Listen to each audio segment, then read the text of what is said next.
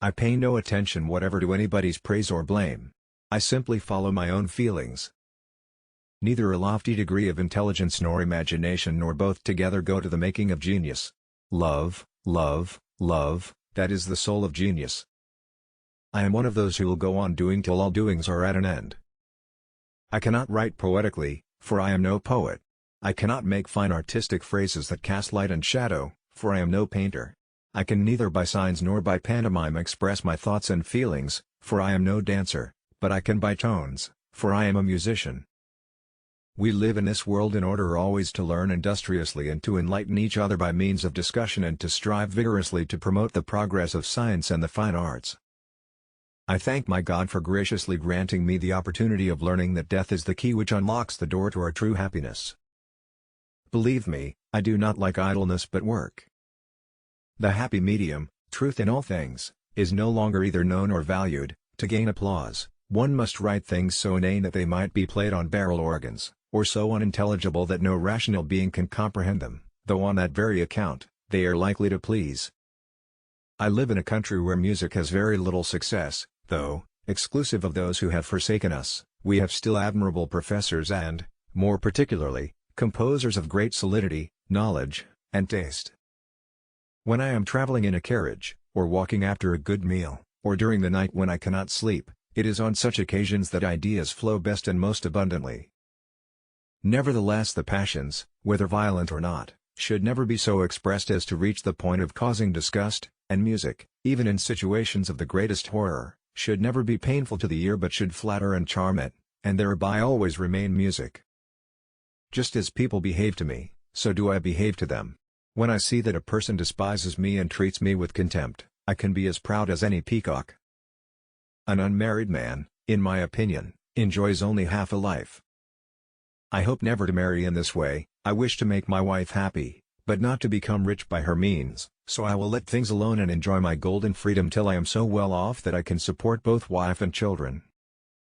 When I come to reflect on the subject, in no country have I received such honors or been so esteemed as in Italy, and nothing contributes more to a man's fame than to have written Italian operas, and especially for Naples.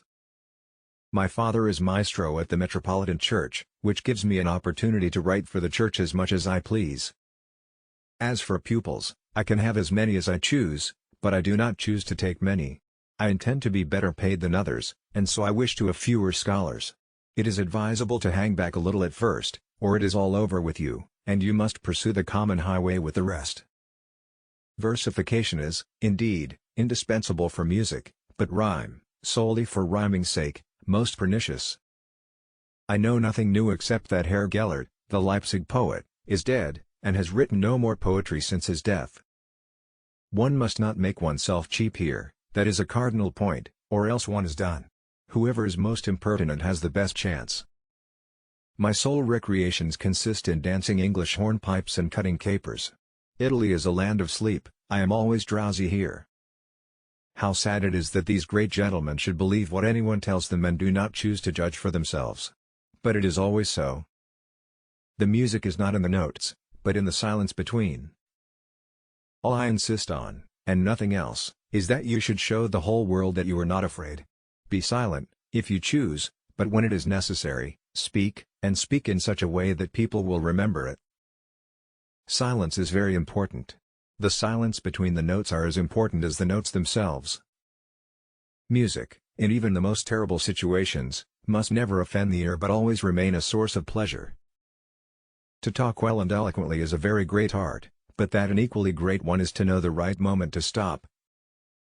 As death, when we come to consider it closely, is the true goal of our existence, I have formed during the last few years such close relationships with this best and truest friend of mankind that death's image is not only no longer terrifying to me, but is indeed very soothing and consoling, and I thank my God for graciously granting me the opportunity of learning that death is the key which unlocks the door to our true happiness. Patience and tranquility of mind contribute more to cure our distempers as the whole art of medicine. People are who think my art comes easily to me. I assure you, dear friend, nobody has devoted so much time and thought to compositions as I. There is not a famous master whose music I have not industriously studied through many times. Let us put our trust in God and console ourselves with the thought that all is well. if it is in accordance with the will of the Almighty, as He knows best what is profitable and beneficial to our temporal happiness and our eternal salvation.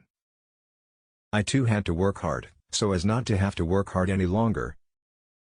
True perfection in all things is no longer known or prized. You must write music that is either so simple a coachman could sing it, or so unintelligible that audiences like it simply because no sane person could understand it. It is when I am, as it were, completely myself, entirely alone, and of good cheer, that ideas flow best and most abundantly. Whence and how they come, I know not, nor can I force them. A man of ordinary talent will always be ordinary, whether he travels or not, but a man of superior talent, which I cannot deny myself to be without being impious, will go to pieces if he remains forever in the same place.